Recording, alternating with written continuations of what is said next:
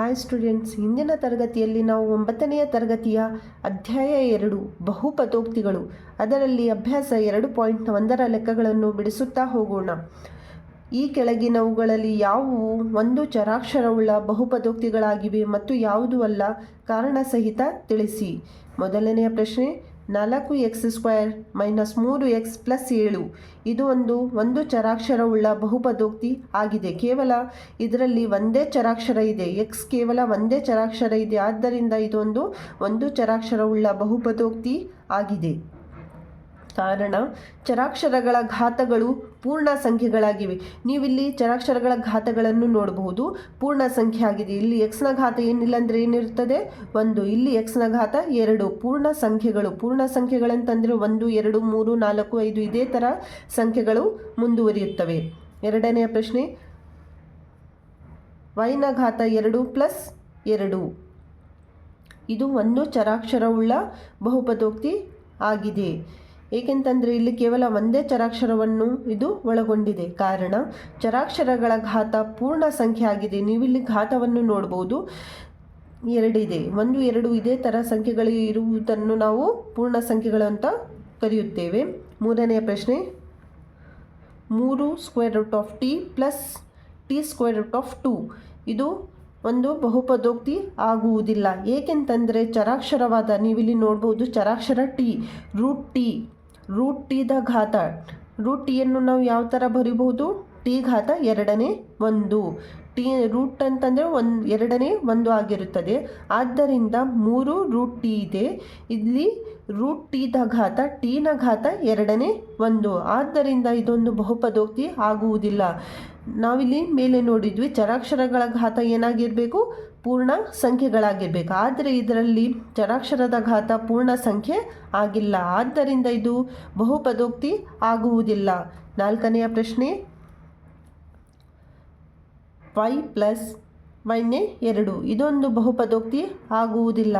ಏಕೆಂತಂದರೆ ಚರಾಕ್ಷರ, ಇಲ್ಲಿ ನೀವು ನೋಡ್ಬೋದು, ಇಲ್ಲಿ y ನ ಘಾತ 1 ಇದೆ. ಇದೊಂದು ಪೂರ್ಣ ಸಂಖ್ಯೆ ಆಗಿದೆ. ಆದರೆ ಇಲ್ಲಿ y ನೇ 2 ಅಂತ ಕೊಟ್ಟಿದ್ದಾರೆ. ಚರಾಕ್ಷರವಾದ ಇದನ್ನು ಮೇಲೆಗೆ ತಗೊಂಡಾಗ y ಘಾತ ಇದು ಕೆಳಗಡೆ ಇದ್ದಾಗ 1 ಇರುತ್ತದೆ. ಮೇಲೆ ಬಂದರೆ ಏನಾಗುತ್ತದೆ? y ನ ಘಾತ -1. ಇದೊಂದು ಪೂರ್ಣ ಸಂಖ್ಯೆ ಆಗುವುದಿಲ್ಲ. ಪೂರ್ಣ ಸಂಖ್ಯೆಯ ಗಣದಲ್ಲಿ 1, 2, 3, 4, 5 ಈ ಥರ ಸಂಖ್ಯೆಗಳು ಬರುತ್ತವೆ. ಆದರೆ ಋಣ ಸಂಖ್ಯೆಗಳು ಪೂರ್ಣ ಸಂಖ್ಯೆಯಲ್ಲಿ ಬರುವುದಿಲ್ಲ. ಆದ್ದರಿಂದ ಇದೊಂದು ಬಹುಪದೋಕ್ತಿ ಆಗುವುದಿಲ್ಲ. ಐದನೆಯ ಪ್ರಶ್ನೆ, x ನ ಘಾತ 10 + y ನ ಘಾತ 3 + t ನ ಘಾತ 50 ನೀವಿಲ್ಲಿ ಚರಾಕ್ಷರಗಳನ್ನು ನೋಡಬಹುದು. ಬೇರೆ ಬೇರೆ ಚರಾಕ್ಷರಗಳಿವೆ. ಆದರೆ ಪ್ರಶ್ನೆಯಲ್ಲಿ ಯಾವುದು ಒಂದು ಚರಾಕ್ಷರವುಳ್ಳ ಬಹುಪದೋಕ್ತಿ ಆಗಿದೆ ಅಂತ ಕಂಡುಹಿಡಿಯಬೇಕಂತ ಅಂದಿದ್ರು. ಇದರಲ್ಲಿ ಚರಾಕ್ಷರಗಳು ಬೇರೆ ಬೇರೆ ಇವೆ. x, y, t ಇಲ್ಲಿ ಬಹುಪದೋಕ್ತಿ ಇದು ಆಗುವುದಿಲ್ಲ. ಕಾರಣ, x, y, z 3 ಚರಾಕ್ಷರಗಳಾಗಿವೆ. ಬೇರೆ ಬೇರೆ ಚರಾಕ್ಷರಗಳನ್ನು ನೀವು ಇಲ್ಲಿ ನೋಡಬಹುದು. ಆದ್ದರಿಂದ ಇದು ಬಹುಪದೋಕ್ತಿ ಆಗುವುದಿಲ್ಲ. ಎರಡನೆಯ ಪ್ರಶ್ನೆ, ಈ ಕೆಳಗಿನ ಪ್ರತಿಯೊಂದರಲ್ಲಿ x² ನ ಸಹಗುಣಕ ಬರೆಯಿರಿ. ಇಲ್ಲಿ x² ನ ಸಹಗುಣಕವನ್ನು ನಾವು ಇಲ್ಲಿ ಕಂಡುಹಿಡಿದು ಬರೆಯಬೇಕು. ಇಲ್ಲಿ x² 2 + x ನ ಘಾತ 2 + x. ಇಲ್ಲಿ x ನ ಘಾತ 2 ಇದ್ದಲ್ಲಿ ಏನಿಲ್ಲ ಅಂದರೆ ಏನಿರುತ್ತದೆ? ಮುಂಚೆ ಸಂಖ್ಯೆ 1. ಇಲ್ಲಿ x² ನ ಮುಂಚೆ ಮೈನಸ್ ಇದೆ. ಮೈನಸ್ ಆದಮೇಲೆ x² ಇದೆ ಅಂತಂದರೆ ಇಲ್ಲಿ ಸಂಖ್ಯೆ ಏನಿಲ್ಲ ಅಂದರೆ ಏನಿರುತ್ತದೆ? ಇದೂ 1. x² ನ ಸಹಗುಣಕ 1 ಆಗಿದೆ. ಇಲ್ಲಿ x² ನ ಸಹಗುಣಕ ಇದರಲ್ಲಿ ನೀವು x² ಅನ್ನು ಕಾಣುವುದಿಲ್ಲ. ಯಾಕಂತಂದರೆ √2x - 1 x² ಇಲ್ಲಿ ಕೊಟ್ಟಿಲ್ಲ. ಅದಕ್ಕಾಗಿ ಇದು 0. ಇಲ್ಲಿ x²ಗಿಂತ ಮುಂಚೆ ಏನು ಸಂಖ್ಯೆ ಇರುತ್ತದೆಯೋ ಅದನ್ನು ನಾವು ಸಹಗುಣಕವಾಗಿ ಬರೆಯಬೇಕು. ಇಲ್ಲಿ x²ಗಿಂತ ಮುಂಚೆ 1, ಇಲ್ಲಿ 1, ಇಲ್ಲಿ ಏನಿಲ್ಲ ಅಂದರೆ ಇಲ್ಲಿ 2π. ಮೂರನೇ ಪ್ರಶ್ನೆ, ಡಿಗ್ರಿ 35 ಆಗಿರುವ ಒಂದು ಬಹುಪದೋಕ್ತಿಗೆ ಹಾಗೂ ಡಿಗ್ರಿ 100 ಆಗಿರುವ ಒಂದು ಏಕಪದೋಕ್ತಿಗೆ ಒಂದೊಂದು ಉದಾಹರಣೆಯನ್ನು ಕೊಡಿ ಅಂತ ಹೇಳಿದ್ದಾರೆ. ಡಿಗ್ರಿ 35 ಆಗಿರುವ ದ್ವಿಪದೋಕ್ತಿ ಆಗಿರಬೇಕು, ಡಿಗ್ರಿ 100 ಆಗಿರುವ ಏಕಪದೋಕ್ತಿ ಆಗಿರಬೇಕು. ಅದಕ್ಕಾಗಿ ನಾವು ಒಂದೊಂದು ಉದಾಹರಣೆಯನ್ನು ಕೊಡಬೇಕು. ಮೊದಲನೆಯದಾಗಿ ಡಿಗ್ರಿ 35 ಆಗಿರುವ ಒಂದು ದ್ವಿಪದೋಕ್ತಿ.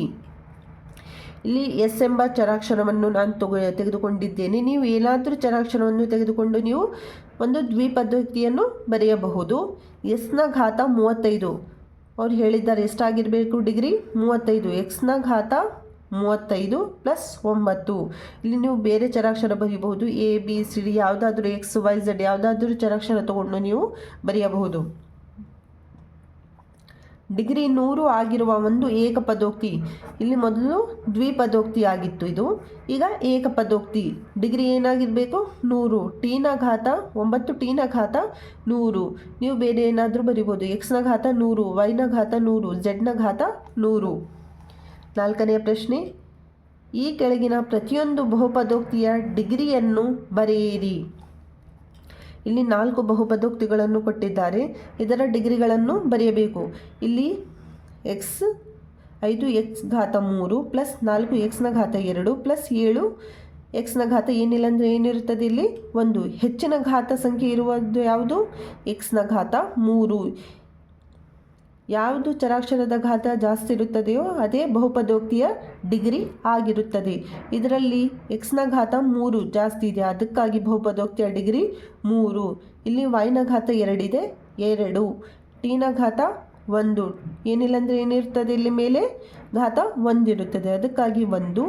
3 ಇಲ್ಲಿ ಚರಾಕ್ಷರಗಳನ್ನು ಒಳಗೊಂಡಿಲ್ಲ, ಆದ್ದರಿಂದ ಇದು 0. 5ನೇ ಪ್ರಶ್ನೆ, ಕೆಳಗಿನವುಗಳನ್ನು ರೇಖಾತ್ಮಕ, ವರ್ಗ ಮತ್ತು ಘನ ಬಹುಪದೋಕ್ತಿಗಳಾಗಿ ವರ್ಗೀಕರಿಸಿ.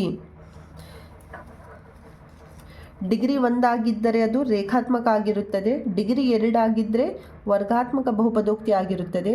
ಡಿಗ್ರಿ 3 ಇದ್ದರೆ ಘನ ಬಹುಪದೋಕ್ತಿ. 1 ಇದ್ದರೆ ರೇಖಾತ್ಮಕ, 2 ಇದ್ದರೆ ವರ್ಗಾತ್ಮಕ, 3 ಇದ್ದರೆ ಘನ ಬಹುಪದೋಕ್ತಿ ಆಗಿರುತ್ತದೆ. ಇಲ್ಲಿ ಬಹುಪದೋಕ್ತಿಗಳನ್ನು ಕೊಟ್ಟಿದ್ದಾರೆ ಅವರು, ಇದನ್ನು ನಾವು ವರ್ಗೀಕರಿಸಬೇಕು. ಮೊದಲನೇ ಪ್ರಶ್ನೆ, ಎಕ್ಸ್ ಸ್ಕ್ವೇರ್ ಪ್ಲಸ್ ಎಕ್ಸ್ ಹೆಚ್ಚಿನ ಘಾತ ಇರುವುದು ಯಾವುದು? 2. ಎಕ್ಸ್ನ ಘಾತ 2. ಇಲ್ಲಿ ಎಕ್ಸ್ನ ಘಾತ 1. ಇದರಲ್ಲಿ ಹೆಚ್ಚಿನ ಘಾತ ಯಾವುದಿದೆ ಅದನ್ನು ನಾವು ನೋಡಿ ಬಹುಪದೋಕ್ತಿಯಾಗಿ ವರ್ಗೀಕರಿಸಬೇಕು. ಎಕ್ಸ್ನ ಘಾತ 2 ಇದೊಂದು ವರ್ಗ ಬಹುಪದೋಕ್ತಿ. ಡಿಗ್ರಿ 2 ಜಾಸ್ತಿ ಇದ್ದರೆ ಇದು ವರ್ಗ ಬಹುಪದೋಕ್ತಿ. ಒಂದು ವೇಳೆ 2 ಬದಲಾಗಿ 3 ಇದ್ದರೆ ಇದು ಘನ ಬಹುಪದೋಕ್ತಿ ಆಗ್ತಿತ್ತು. ಆದರೆ ಇಲ್ಲಿ ಎಕ್ಸ್ನ ಘಾತ 2 ಕೊಟ್ಟಿದ್ದಾರೆ, ಅದಕ್ಕಾಗಿ ಇದು ವರ್ಗ ಬಹುಪದೋಕ್ತಿ. ಎಕ್ಸ್ ಮೈನಸ್ ಎಕ್ಸ್ನ ಘಾತ 3. ಇಲ್ಲಿ ಡಿಗ್ರಿ ಏನಿಲ್ಲ ಅಂದರೆ ಏನಿರುತ್ತದೆ 1. ಇಲ್ಲಿ 3 ಇದೆ, ಹೆಚ್ಚಿನ ಘಾತ ಯಾವುದು 3, ಅದಕ್ಕಾಗಿ ಇದು ಘನ ಬಹುಪದೋಕ್ತಿ. 3ನೇ ಪ್ರಶ್ನೆ, ವೈ ಪ್ಲಸ್ ವೈನ ಘಾತ 2 ಪ್ಲಸ್ 4 ಹೆಚ್ಚಿನ ಘಾತ ಇರುವುದು ವೈನ ಘಾತ 2, ಇದು ವರ್ಗ ಬಹುಪದೋಕ್ತಿ. 1 ಪ್ಲಸ್ ಎಕ್ಸ್ ಏನಿಲ್ಲ ಅಂದರೆ ಘಾತ ಏನಿರುತ್ತದೆ 1, ಇದು ರೇಖಾತ್ಮಕ ಬಹುಪದೋಕ್ತಿ. 3 ಟಿ ಘಾತ ಏನಿಲ್ಲ ಅಂದರೆ ಏನಿರುತ್ತದೆ 1, ಇದು ರೇಖಾತ್ಮಕ ಬಹುಪದೋಕ್ತಿ. ಆರ್ನ ಘಾತ 2 ಇದು ವರ್ಗ ಬಹುಪದೋಕ್ತಿ. ಕೊನೆಯ ಪ್ರಶ್ನೆ, 7 ಎಕ್ಸ್ನ ಘಾತ 3 ಘಾತ ಎಷ್ಟಿದೆ 3 ಇದ್ದರೆ ಘಾತ ಇದು ಘನ ಬಹುಪದೋಕ್ತಿ ಆಗಿರುತ್ತದೆ. ಇಲ್ಲಿವರೆಗೆ ನಾವು ಅಭ್ಯಾಸ 2.1ರ ಲೆಕ್ಕಗಳನ್ನು ಬಿಡಿಸಿದ್ದೇವೆ. ಮುಂದಿನ ತರಗತಿಯಲ್ಲಿ ಅಭ್ಯಾಸ 2.2ರ ಲೆಕ್ಕಗಳನ್ನು ಬಿಡಿಸುತ್ತಾ ಹೋಗೋಣ. ನಿಮಗೆ ವಿಡಿಯೋ ಇಷ್ಟ ಆಗಿದ್ದರೆ ಲೈಕ್ ಮಾಡಿ ಮತ್ತು ಚಾನಲನ್ನು ಸಬ್ಸ್ಕ್ರೈಬ್ ಮಾಡಿ.